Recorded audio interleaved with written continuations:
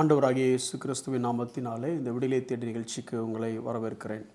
கடந்த பல நாட்களாக நாம் நம்முடைய ரட்சிப்பை குறித்தும் இந்த ரட்சிப்பிற்கும் தேவனுடைய இறையாண்மை அல்லது ஏகாதிபத்தியம் அல்லது சர்வ வல்ல அந்த தன்மைக்கும் உரிய தொடர்பை குறித்து படித்து கொண்டிருக்கிறோம்.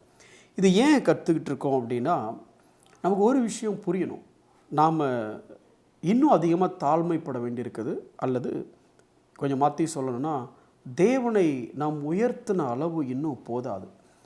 ஒர்ஷிப் அப்படிங்கிற விஷயத்தை அது ஆழமாக பதிய வைக்கணும். அதாவது ஹவ் ஒர்த் ஹி இஸ், அல்லது ஹவ் புவர் ஐ வாஸ், நான் எவ்வளவு மோசமானவனாக இருந்தேன், அவர் எவ்வளோ பெரிய காரியம் செஞ்சுருக்கிறார் அப்படின்னு சொல்லி, ஏதோ வாழ்க்கையில் அன்னன்னைக்கு அற்புதம் நடந்தாலோ, இல்லை உங்கள் ஜபத்துக்கான பதில் கிடைச்சாலோ, இல்லை நீங்கள் ரட்சிக்கப்பட்டிருந்தாலே இந்த ரட்சிப்பை நினச்சி பார்க்கும் பொழுதே ஒவ்வொரு நாளும் நான் தேவனுடைய பிள்ளையாக இருக்கிறேன், நான் நீதிமானாக்கப்பட்டிருக்கிறேன், என்னை பிதா முன்னமே தெரிந்து கொண்டார், என்னை பிதா முன்னமே முன் குறித்தார், ஏனெனில் அவருடைய குமாரனுடைய சாயலுக்காக மாறுவதற்கு நான் பாவத்தில் மரித்து போயிருந்தேன், நான் குருடனாக இருந்தேன், நான் ஒன்றுமே புரியாதவனாக இருந்தேன், என்னால் எதுவுமே செய்ய முடியாத சூழ்நிலையில் அவர் என்னை ரட்சித்தார். என்னுடைய மாம்ச சிந்தை என் மரணத்துக்கு எதுவாக இருந்தது, பாவத்தில் பிறந்தேன், பாவத்தில் வாழ்ந்தேன், பாவத்தை பற்றியே என்னுடைய சித்தம் கூட, என்னுடைய ஆசை கூட, என்னுடைய விருப்பம் கூட, என்னுடைய ஃப்ரீ வில் கூட பாவத்தை நோக்கியும் அழிவை நோக்கியுமே இருக்கும் பொழுது நீதியான தேவன் என்னை தேடி என்னை மீட்டெடுத்தார் அப்படிங்கிற காரியம் நமக்கு அதை தியானிக்கும் பொழுது எப்பேற்பட்ட அந்த அன்பு, இதுக்கு நான் எவ்வளோ உண்மை இல்லவனாக இருக்கணும் அப்படிங்கிற உணர்வு நமக்கு வேணும் அப்படிங்கிற காரியத்தை குறித்து தியானிச்சிட்ருக்கிறோம். இன்றைக்கி இந்த ரட்சிப்பை குறித்து இன்னொரு காரியம். இந்த ரட்சிப்புக்காக நீங்கள் என்ன செஞ்சீங்க அப்படின்னா, நீங்கள் செஞ்ச பாவத்தை தவிர இந்த ரட்சிப்புக்காக நீங்கள் ஒன்றும் செய்யலை. நீங்கள் குருடனாக இருந்தீங்க, அதுதான் இந்த ரட்சிப்புக்கு செஞ்சது. நீங்கள் பாவம் செஞ்சீங்க, அதுதான் இந்த ரட்சிப்புக்காக நீங்கள் செஞ்சது. அதை தவிர ஒன்றுமே செய்யலை. ரொம்ப சிம்பிளாக சொல்லணும் அப்படின்னா, லாசருவின் உயிர்த்தெழுதலுக்கு லாசரு செய்த காரியம் என்ன அப்படின்னா, அவன் செத்தான், அதை தவிர வேறு ஒன்றும் செய்யலை, அவ்வளோதான். செத்ததுனால உயிரோட இழந்தான். அதே மாதிரி நானும் பாவத்துக்கு மரித்து போயிருந்தேன். அந்த ஒரு காரியத்தை தவிர தேவனுடைய பிள்ளையாக மாறுவதற்கு நான் ஒன்றுமே செய்யலை. சரி, உங்களுக்கு இது ஒன்றும் காஸ்ட், அதாவது நீங்கள் எதுவும் செலவழிக்கலை, உங்களுக்கு எதுவும் இழக்கலை. ஆனால் எதை வச்சு மீட்டெடுத்தார்?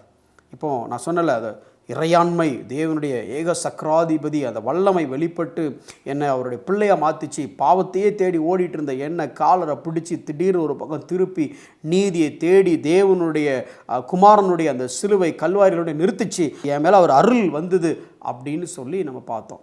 அருள் நீங்கள் வேறு மாதிரி நினச்சிடாதீங்க, கிருபை அப்படிங்கிறத சொல்ல வரேன், சரியா? அப்போது அப்படி இவ்வளோ நேரம் நடந்துச்சே, சோக்கா ஒன்றுமே செய்யாமல் அப்படியே ஜாலியாக அவர் இழுத்துட்டு வந்தார், அவர் முன்னறிந்தார், அவர் முன்குறித்தார், அவர் இழுத்து கொண்டு வந்தார், அவர் ரட்சித்தார், அவர் நீதிமான் ஆக்கினார், அவர் என்னை பரிசுத்தப்படுத்துகிறார், என்னை மகிமைப்படுத்துகிறார். ஓகே ஃபைன், நான் ஒன்றுமே இல்லை சார், எல்லாமே அவர் தான் செஞ்சார். உங்களுக்கு ஒன்றுமே இழப்பு இல்லை. ஆனால் இதெல்லாம் செய்கிறதற்கு தேவன் ஒரு கிரயம் செலுத்தினார். நீங்கள் ஒரு கிரயத்தையும் செலுத்தலை. ஆனால் செலுத்தப்பட்ட கிரயம் என்னன்னு பாருங்களேன். உங்களோட மீட்புக்கு வாசிக்கிறேன் பாருங்களேன். 1 பேதுரு 1 அதிகாரம் 18-19 வசனங்களை வாசிக்கிறேன். உங்கள் முன்னோர்களால் பாரம்பரியமாய் நீங்கள் அனுசரித்து வந்த வீணான நடத்தையினின்று அழிவுள்ள வஸ்துக்களாகிய வெள்ளியினாலும் பொன்னினாலும் மீட்கப்படாமல் குற்றமில்லாத மாசற்ற ஆட்டுக்குட்டியாகிய கிறிஸ்துவின் விலையேற பெற்ற இரத்தத்தினாலே மீட்கப்பட்டீர்கள் என்று அறிந்திருக்கிறீர்களே. இந்த மிகப்பெரிய காரியம் நடந்துச்சுல, இதுக்கு எத்தனை கிலோ தங்கம் கொடுத்தாங்க, எத்தனை கிலோ வெள்ளி கொடுத்தாங்க அப்படின்னா அதை கணக்கிலே வைக்க முடியாது. தங்கம் எத்தனை கிலோ கொடுத்தாலும் இதை வாங்க முடியாது, வெள்ளி எத்தனை கிலோ கொடுத்தாலும் வாங்க முடியாது. ஒன்றும் இல்லை, பாவத்தை பற்றி யோசிச்சுட்டு இருக்க ஒருத்தன்ட்ட 100 கிலோ தங்கத்தை கொடுத்து நீதியை பற்றி யோசிடா அப்படின்னா, அவன் அந்த 100 கிலோ தங்கத்தை எப்படி டேக்ஸ் இல்லாமல் உள்ளே கொண்டு வைக்கிறத பற்றி தான் யோசிப்பானே தவிர, இந்த 100 கிலோ தங்கத்தை வச்சு நீதியாக வாழ்கிறத பற்றி யோசிக்க மாட்டான். ஏன்னா அவன் பிறப்பே பாவ பிறப்பு, அவன் வளர்ப்பு பாவ பிறப்பு, அவனுக்குள்ள இருக்க வித்து பாவ வித்து, அதை தவிர யோசிக்க முடியாது. அப்போ வெள்ளியை கொடுத்து உங்களை மாற்ற முடியாது, தங்கத்தை கொடுத்து மாற்ற முடியாது. அப்போ என்னத்தை கொடுத்து மாற்றினாரு? வெள்ளியை விட பொண்ணை விட அப்படி விலையேறப்பட்டது என்னது அப்படின்னா ரத்தம். என்ன ரத்தம்? ஆட்டுக்கடாக்களின் ரத்தம் அல்ல, காளைகளின் ரத்தம் அல்ல, அது விலையேற பெற்றதல்ல. ஏன்? மனுஷனோட ரத்தமும் அல்ல, ஏன்னா அதுவும் விலையேற பெற்றதல்ல. இன்றைக்கி மனுஷனோட ரத்தம்லாம் அவ்வளோ காஸ்ட்லி கிடையாதுங்க. என்ன சொல்ல வரேன்னா, நாள் ஒரு ஒன்றும் பொழுது ஒவ்வொரு பக்கம் கொலை நடந்துட்டு இருக்கு, இவ்வளோ இடத்துல ரத்தம் சிந்தப்படுது. ஆனால் இது என்ன ரத்தம்? பாவம் இல்லாத மாசற்ற ரத்தம். இந்த ரத்தம் இந்த உலகத்தில் ஒரே ஒரு முறை தான் சிந்தப்பட்டது. இன்னொரு முறை சிந்தப்படுவதற்கான வாய்ப்பு தேவன் நினைத்தாலும் நடக்காது. ஒரே ஒரு முறை குமாரன் அடிக்கப்பட்டார் அப்படின்னு அர்த்தம். கிடைக்க பெறாத விலையேற பெற்ற ரத்தம். இந்த ரத்தத்தை சிந்தி தான் அவர் உங்களையும் என்னையும் மீட்டெடுத்தார். இன்னும் ஒருபடி மேலே போய் யோசித்து பார்த்தோம் அப்படின்னா, நீங்கள் தேவனுக்கு எதிரி, நான் தேவனுக்கு எதிரி, சத்ரு. குமாரனை காப்பாற்றுறதுக்காக சத்ருவை கொல்லக்கூடிய கதையை நீங்கள் படிச்சிருப்பீங்க. அதாவது பிள்ளையை காப்பாற்றுறதுக்காக எதிரியை கொல்லலாம், ஆனால் எதிரியை காப்பாற்றுறதுக்காக பிள்ளையை கொல்ல முடியுமா? நடந்துச்சு.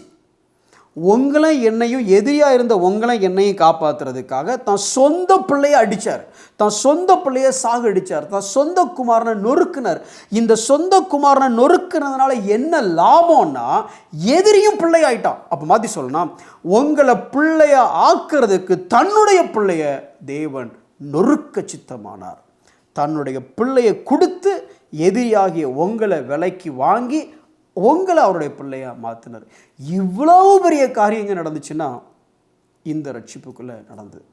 ஆனால் கொஞ்சம் யோசிச்சு பாருங்கள், கடந்த ஒரு மாதம் நம்ம பண்ண ஜெபத்தெல்லாம் எடுத்து லிஸ்ட்டை போட்டு பார்ப்போம். இந்த ஜெப லிஸ்ட்டில் அல்லது ப்ரேயர் ரிக்வெஸ்ட் லிஸ்ட்டில் நம்ம என்னத்தை அதிகமாக கேட்டோம்? இது எதுக்கு சொல்கிறேங்கிறீங்களா?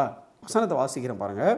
1 கொரிந்தியர் 15வது அதிகாரம் 19வது வசனம் இப்படி சொல்லுது: இம்மைக்காக மாத்திரம் நாம் கிறிஸ்துவின் மேல் நம்பிக்கையுள்ளவர்களாக இருந்தால் எல்லா மனுஷரை பார்க்கிலும் பரிதபிக்கப்படத்தக்கவர்களாக இருப்போம். நீங்களும் நானும் இன்றைக்கி எதுக்கு இந்த தேவனை தேடுறோம்? நீங்களும் நானும் எதுக்கு இந்த கிறிஸ்து மேலே நம்பிக்கை வச்சுருக்கிறோம்? எதுக்கு நம்பிக்கை வச்சுருக்கிறோம்? சரி விடுங்க. கடைசி அன்றைக்கி பரலோகத்தை பற்றி யோசிச்சிங்க, கடைசி அன்றைக்கி 2வது வருகையை பற்றி யோசிச்சிங்க. இயேசுவே நீங்கள் இன்றைக்கி வந்தால் நல்லாயிருக்கும் அப்படின்னு நினைக்க யோசிச்சிங்களா? யோசிக்கலை. அல்லது இயேசுவே இன்றைக்கி நான் பரலோகத்துக்கு வந்தால் நல்லாயிருக்குன்னு யோசிச்சிங்களா? ரெண்டும் யோசிச்சிருக்க மாட்டீங்க. நல்லா தெரியும், நானும் யோசிக்கலையே, அதான் சொல்ல வரேன். இயேசுவே நீங்கள் இன்றைக்கி வந்தால் நல்லாயிருக்குன்னு நானும் யோசிக்கிறது இல்லை. ஏன்னா இன்னும் வாழ்க்கையில் அனுபவிக்க வேண்டியிருக்குன்னு யோசிக்கிறோம். இல்லை இயேசுவே நான் இன்றைக்கி பரலோகத்துக்கு வந்தால் நல்லாயிருக்கும் அப்படின்னு யோசிக்கிறது இல்லை.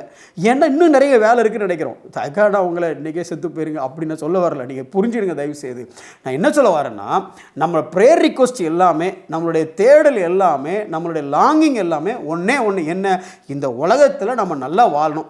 இதை தவிர நம்ம ப்ரேயர் ரிக்வெஸ்ட் இருக்குன்னு வச்சு கடைசி அன்னைக்கு ஆண்டவரே எனக்கு இன்னும் தாழ்மையை தாங்க, எனக்கு என்னை இன்னும் உண்மை போல மாற்றுங்க, எனக்கு இன்னும் மன்னிக்கிற ஸ்பாவத்தை தாங்க, எனக்கு இன்னும் பொறுமையை தாங்க. இதெல்லாம் கடைசி அன்னைக்கு ஜெபம் பண்ணோம். இன்னும் பணத்தை தாங்க, இன்னும் வீட்டை தாங்க, இன்னும் படிப்பை தாங்க, வேலையை தாங்க. இதெல்லாம் தப்பு இல்லை. இம்மைக்காக தேவனை தேடுவது தவறு இல்லை. ஆனால் இம்மைக்காக மாத்திரம் தேவனை தேடினா பரிதபிக்கத்தக்கவர்களாக இருப்போம். விசுவாசிகள் மத்தியில் மனுஷரை பார்க்கிலும், மனுஷர்னு யாரு? சகோதரரை பார்க்கணும் வசனம் சொல்லலை, கவனிச்சிங்களா? சகோதரரை பார்க்கலாம் ரட்சிக்கப்பட்டவங்களை அப்படின்னு வச்சுக்கலாம்.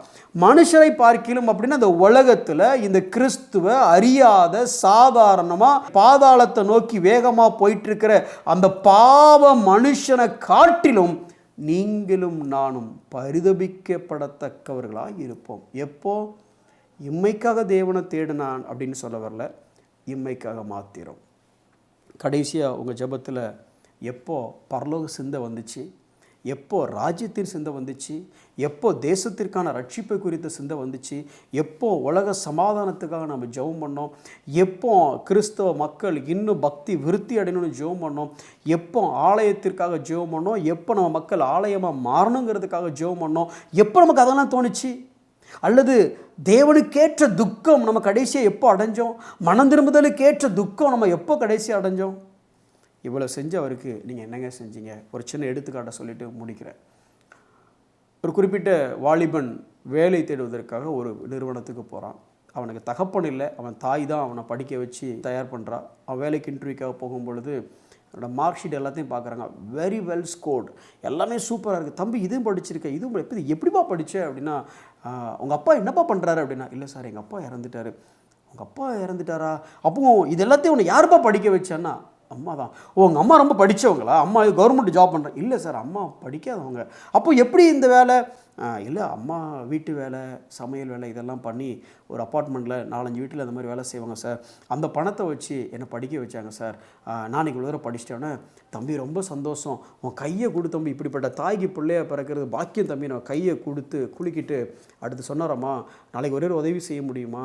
நாளைக்கு நீ வா, உனக்கு இந்த வேலை ஷுவராக தாரோம். ஆனால் உங்கள் அம்மாவையும் கூப்பிட்டு வரியாப்பா அப்படின்னு சொன்னாராம்மா. அடுத்த நாள் அவன் தன் தாயோடு போய் அந்த இடத்துல உட்கார்ந்த உடனே அந்த தாயை பார்த்து அவங்க வாழ்த்திட்டு அடுத்து சொன்னாங்க, அம்மா உங்களுடைய கையை கொஞ்சம் காமிக்க முடியுமா அப்படின்னாங்க. அந்த தாய் தன்னுடைய 2 கரங்களையும் காமிச்சா. அந்த கரங்கள் முழுவதும் பொக்களம், காய்ப்பு, காயங்கள் நிறைஞ்சிருந்துச்சு. இப்போ அவர் சொன்னார், தம்பி உன் கரத்தை கொஞ்சம் காட்டு அப்படின்னு சொன்னார். அவன் கரத்தை காமிச்சான், மென்மையான இன்னோசன்ட் ஹேண்ட்ஸ். அப்போ அவர் கேட்டார், உன்னுடைய தாயின் பாடுகளில் உன்னுடைய பங்கு என்ன?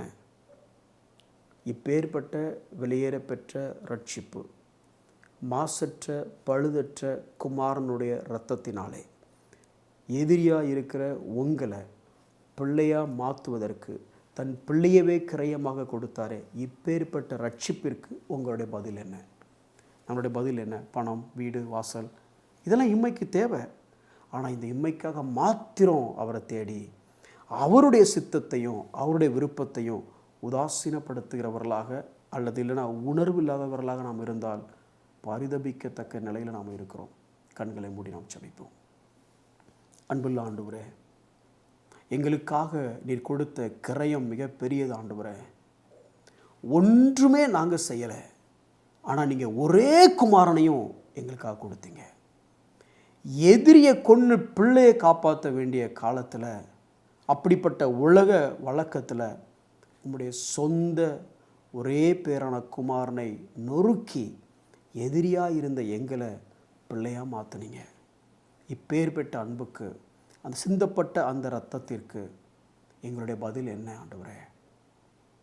உம்மை குறித்து அதிகமாய் சிந்திக்கவும், இம்மைக்காக மாத்திரமல்ல, தேவனுடைய ராஜ்யத்தின் விரிவாக்கத்தையும் தேவனுடைய பணியின் விரிவாக்கத்தையும் குறித்து யோசிக்கவும், சிந்திக்கவும், செபிக்கவும், உழைக்கவும், அர்ப்பணிக்கவும் எங்களுக்கு கிருபை செய்யும். இயேசுவின் நாமத்தில் செபிக்கிறோம் நல்ல பிதாவே, ஆமென்.